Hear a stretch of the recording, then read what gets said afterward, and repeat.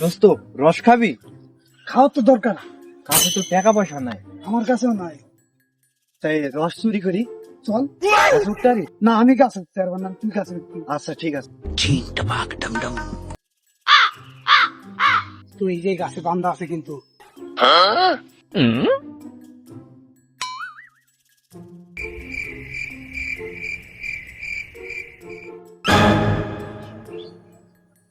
আমার গাছের রস চুরি হয়ে যায় প্রতিদিন।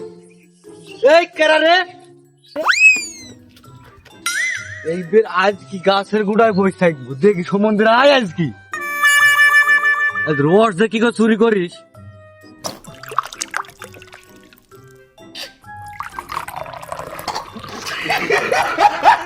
কি ব্যাপার, রসে তো নুনটাকে